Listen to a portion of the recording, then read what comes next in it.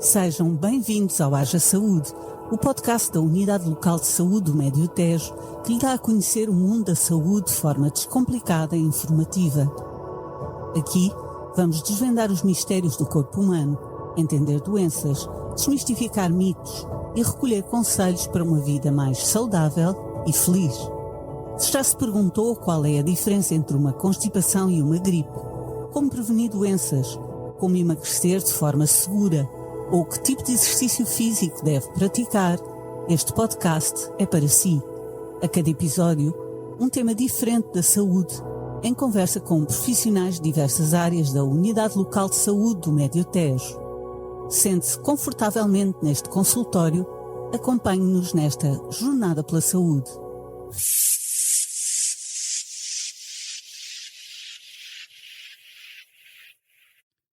O Haja Saúde está de volta para mais um episódio. Sejam muito bem-vindos. Eu sou a Filipa Melo. Sanatórios nas montanhas, mágicas ou não, males de amor transformados em doença, inspirações românticas. No século XIX, a tuberculose era uma das doenças mais temidas e, ao mesmo tempo, mais presentes na literatura e no imaginário coletivo. Hoje, a chamada peste branca, devido à palidez e emagrecimento dos doentes, está infelizmente de volta. Mas estará mesmo? Na verdade, a tuberculose nunca deixou de estar presente.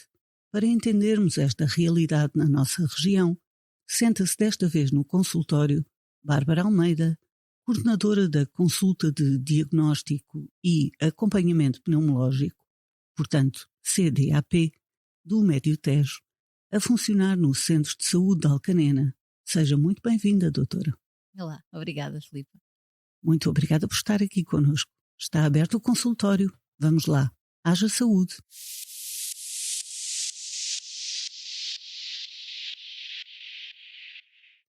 Doutora, antes de mais, o básico.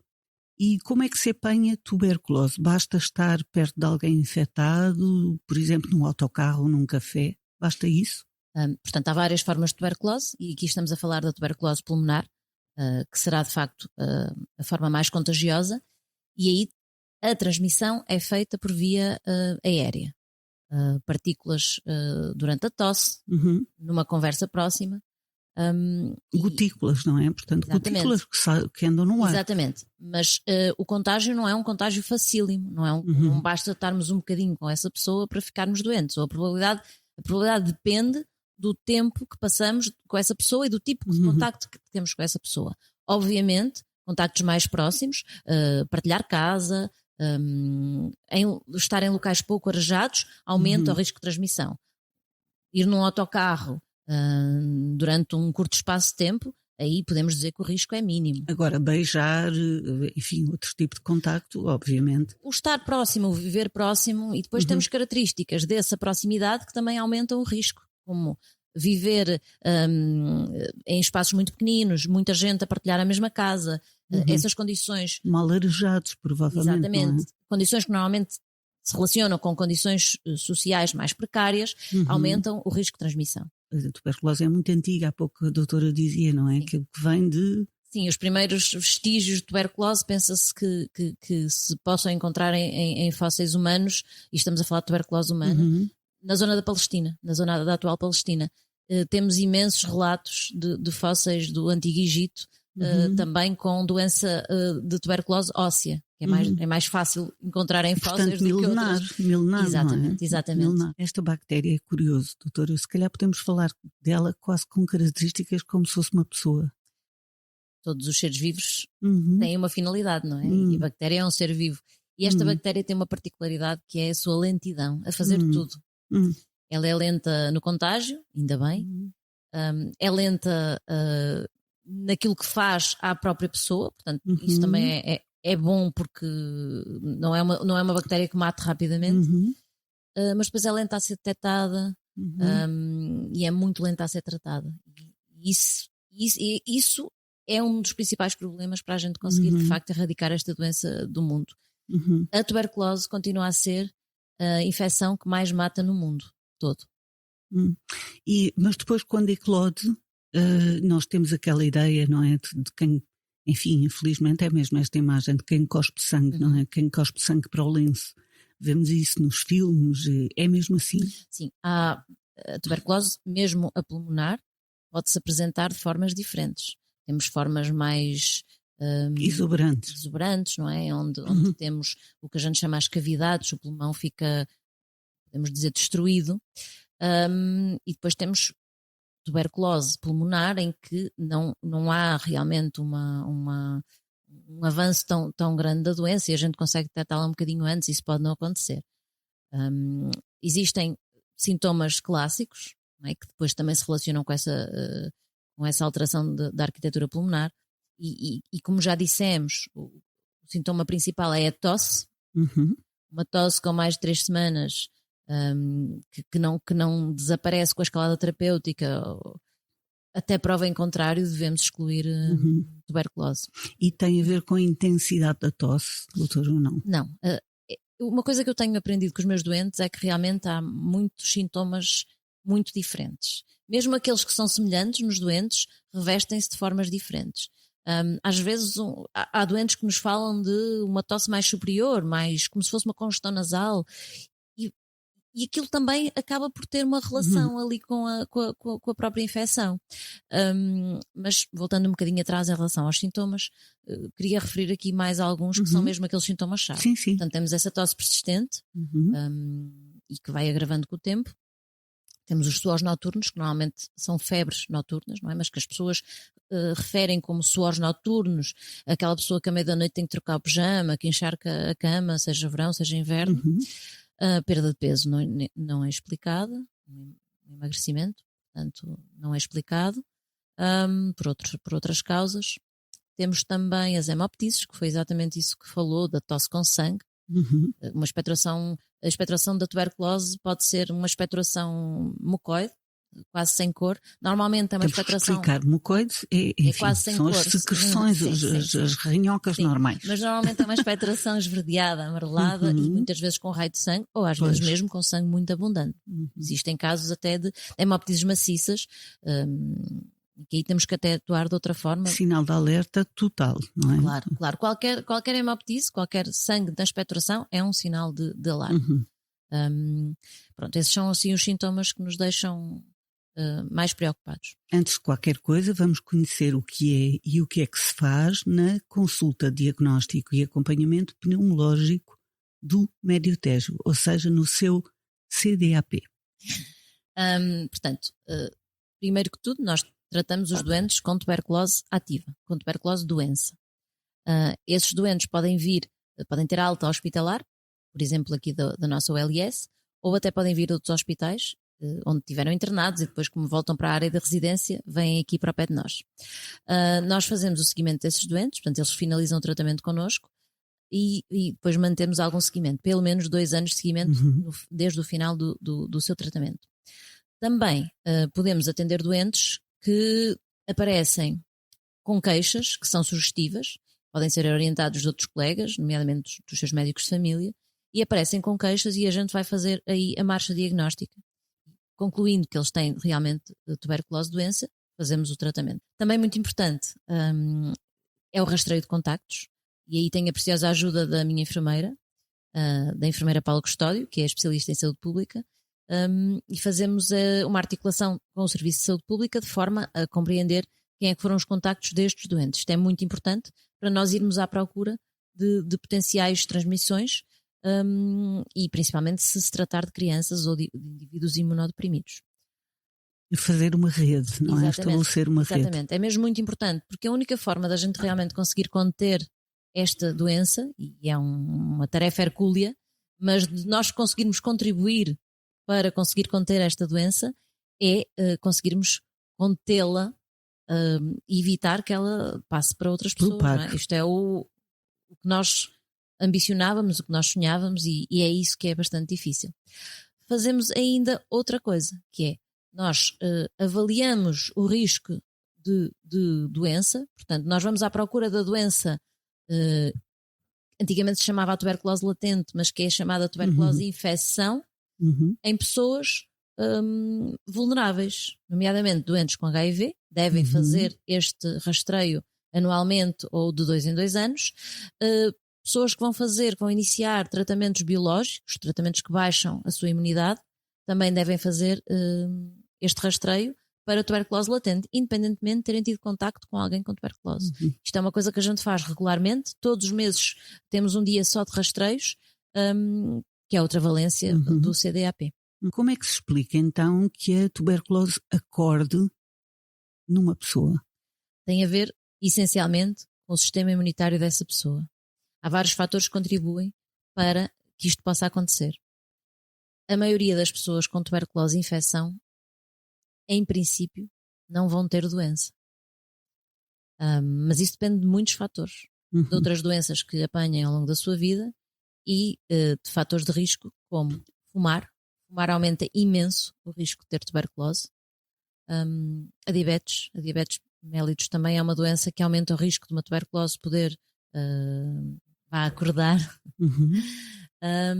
O stress é um fator também desencadeante da doença. Uma vida com preocupações, um período mais conturbado. Com uma má alimentação, com uma má higiene de sono. Ou seja, não cuidar bem de si. Exatamente. Aquilo que contribui para outras patologias também contribui para um risco maior de tuberculose, sem qualquer dúvida. É mesmo. Mas disto tudo, o tabaco acaba por ser o fator de maior risco para o desenvolvimento da doença. E se alguém suspeita de tuberculose, qual é o primeiro passo que deve dar? Centros de saúde, hospital, contacto direto com a vossa equipa? Portanto, o contacto direto com a nossa equipa é possível, mas o ideal é sempre que a pessoa venha referenciada por outro médico. Por exemplo, o médico de família. O médico de família é aquele que conhece aquele utente, não é? E que rapidamente nos pode referenciar esse utente. Claro que se uma pessoa estiver em casa e tiver uma tosse com uma expectoração sanguinolenta, deve ir ao hospital.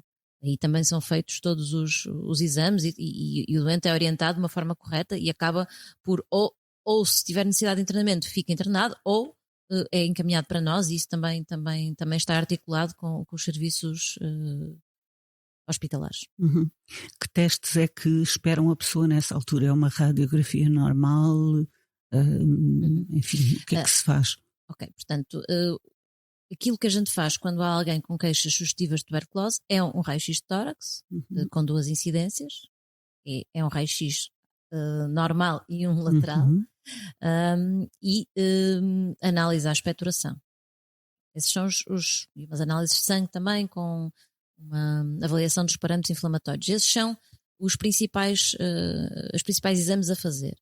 E depois, a partir daí, decidimos se vamos para exames mais invasivos ou exames de imagem mais complexos, como por exemplo um TAC de tórax. E no caso da colheita de expectoração pode não ser possível, a pessoa pode não ter expectoração para ser analisada, e aí podemos ter que fazer outro tipo de exames. A broncofibroscopia, que é um exame invasivo que se faz no serviço de pneumologia, em que vamos ao próprio pulmão colher as secreções para serem analisadas. Relativamente ao tratamento, ele é um tratamento longo?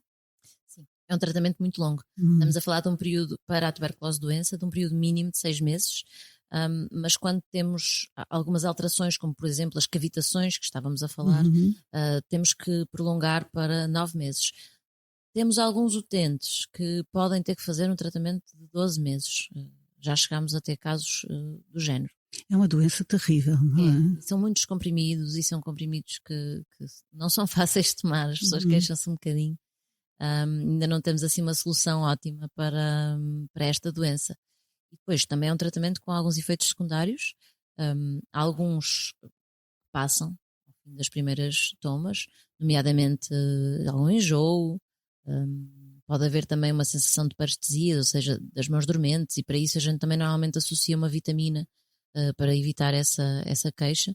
E depois temos que estar um bocadinho em cima de alguns valores do sangue, nomeadamente do fígado. Temos que fazer análises à função hepática regulares e função renal e outras análises mais gerais, mas a função hepática é o que nos preocupa mais nestes fármacos em questão. Convivendo há tanto tempo com os doentes com esta doença e com esta doença, enfim, há estas doenças que são doenças muito arcaicas, não é? Que parece, porque é que não se erradica? Porque é que a ciência ainda não evoluiu? Tem uma resposta para isso? Mas é isto que esta bactéria é mesmo é inteligentíssima, é fortíssima. É a barata das... É completamente barata, é completamente barata. É como a barata que resiste, não é? Vai resistir ela parece tudo. Que não faz mal a ninguém, muito devagarinho, não é? Não é aquela coisa trágica que chega, que mata e que desaparece. Não, ela anda ali e é muito antiga. Eu acho que ela tem uma inteligência ancestral. Porque realmente é isto, a gente continua aqui a bombardeá-la com uma série de fármacos ao longo de imenso tempo. Às vezes, infelizmente, as pessoas passado um tempo voltam a ter doença, é raríssimo, mas pode acontecer. E outra coisa que está a acontecer e que estamos a assistir ao crescimento do nosso país é a situação dos casos de doença multiresistente. Portanto, tuberculose que já é resistente a alguns destes medicamentos clássicos e para os quais temos que fazer uma abordagem mais talhada, mais adequada, mais complexa, e que nós, quando é assim, temos que passar para um CDP diferente em Lisboa. Nós não fazemos esse tratamento aqui e temos tido mais casos. E é uma tuberculose muito mais perigosa, não é? Por isso é que é tão importante esta informação e tê-la aqui hoje no Haja Saúde. Vamos fazer aqui uma pequena pausa para escutarmos as informações úteis desta quinzena com a Diana Ralha. Regressamos à conversa já de seguida. Até já!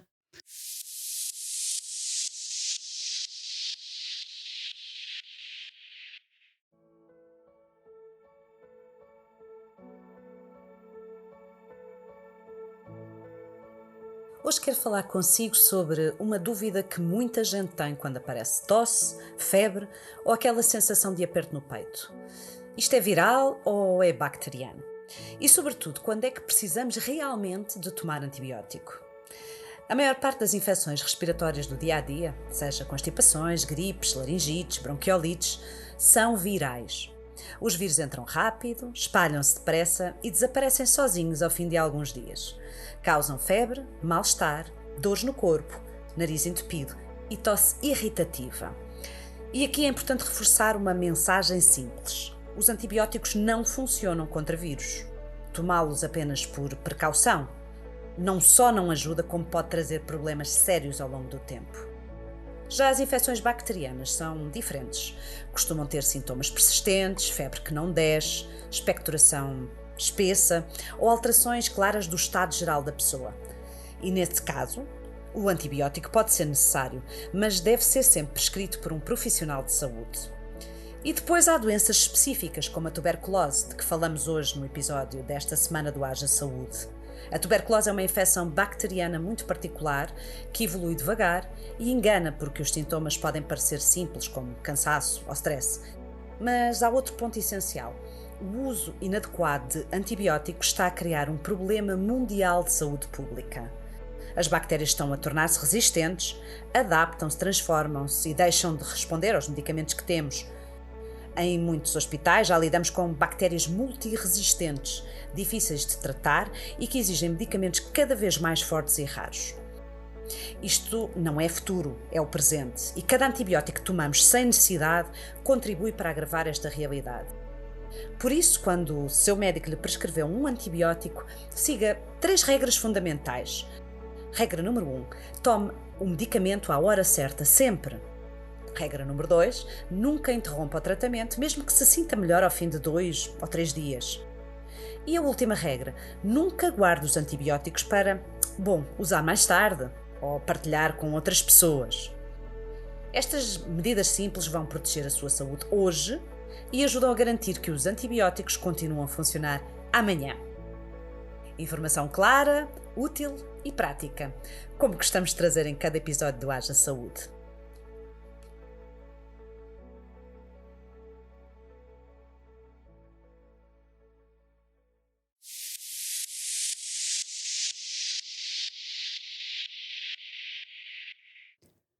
Estamos de volta à conversa. Obrigada por escutar o Haja Saúde. Hoje falamos com Bárbara Almeida, coordenadora da Consulta de Diagnóstico e Acompanhamento Pneumológico, CDAP, do Médio Tejo. Falamos sobre tuberculose. Se um familiar, um colega ou um vizinho tem tuberculose, doutora, como é que eu posso proteger-me? Em primeiro lugar, se essa pessoa tem tuberculose, isso já está diagnosticada e já está em tratamento, primeiro vai ser contactada caso tenha sido realmente o vosso contacto tenha sido relevante para isso. ok? Em termos probabilísticos, se o seu risco for alto, vai ser contactada e vai a uma consulta do CDP da sua área de residência. A partir do momento em que a pessoa começa o tratamento, nas 2 a 3 semanas subsequentes, o próprio doente deve andar com máscara, deve-se proteger.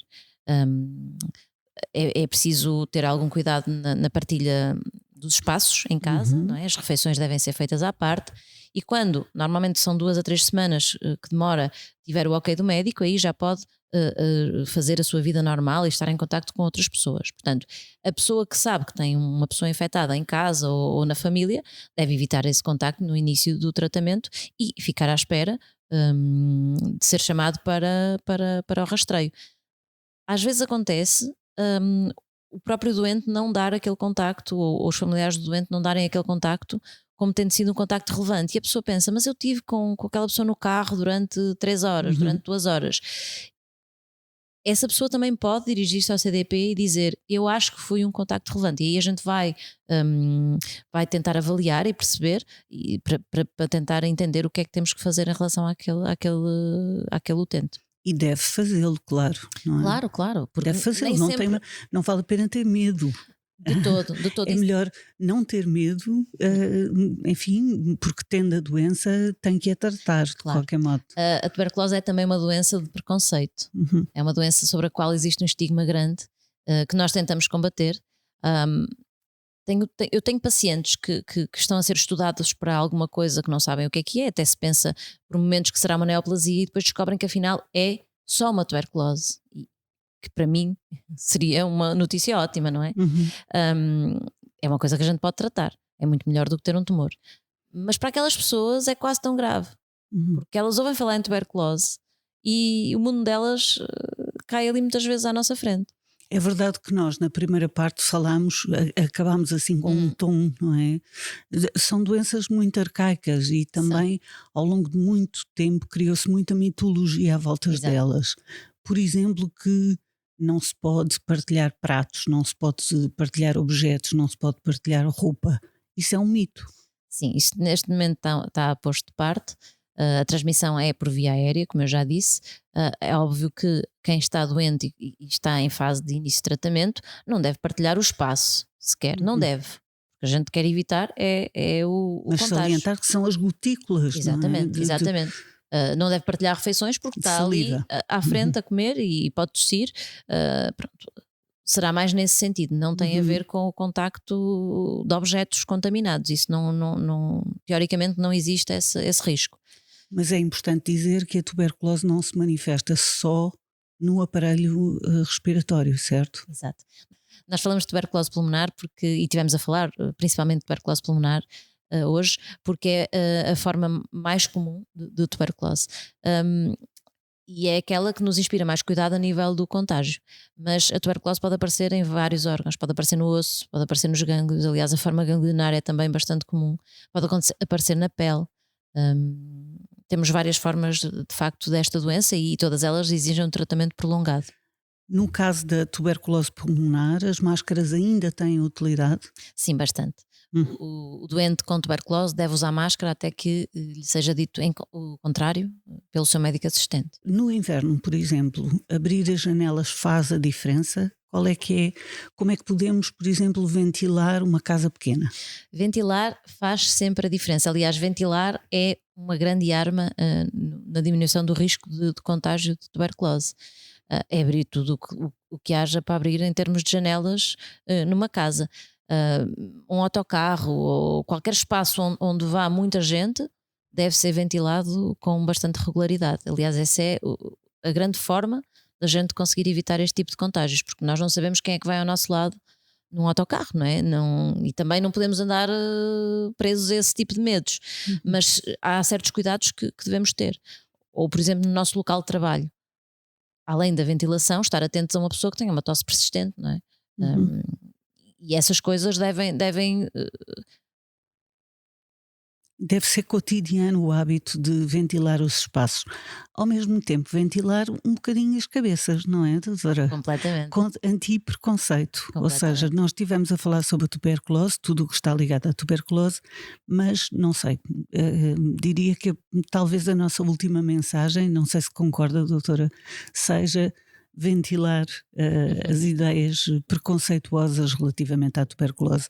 É possível curar, é possível ultrapassar a tuberculose, mas é sobretudo preciso procurar espaços como o vosso. Consultas como a vossa. Exatamente. Uma coisa que eu queria dizer era que aquilo que eu vejo como mais difícil quando digo a alguém que essa pessoa tem uma tuberculose é, e agora como é que eu vou contar a quem esteve à minha volta, não é? E agora como é que estas pessoas vão ser chamadas aqui por minha causa? Isso é aquilo que eu vejo que custa mais às pessoas. Isso é aquilo que eu vejo. E de facto não faz sentido. É uma doença e a única forma da gente a erradicar é não tendo medo de a tratar. Encará-la de frente e tratá-la. E tem tratamento. Agora, o que é essencial é que procuremos ajuda o mais rapidamente possível. Muito obrigada, doutora Bárbara Almeida. Foi uma conversa sobre a tuberculose. Esteja atento em casa, esteja atento aos seus entes queridos, enfim, a todos os que estão à sua volta.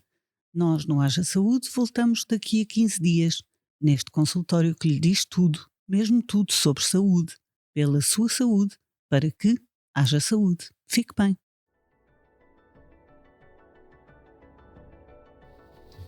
A Unidade Local de Saúde do Médio Tejo dá a resposta direta a cerca de 170 mil utentes em 35 unidades funcionais de cuidados de saúde primários e 3 hospitais: Dr. Manuel Constâncio, em Abrantes, Nossa Senhora da Graça, em Tomar e Rainha Santa Isabel, em Torres Novas.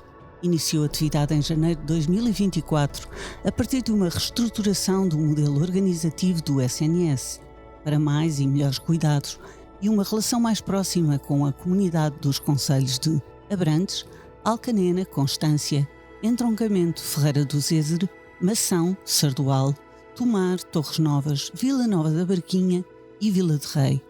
Obrigada por estar connosco neste podcast. Subscreva-o e marque-o na agenda. Siga-nos nas redes sociais. Estamos juntos para cuidar de si e dos seus. Haja saúde.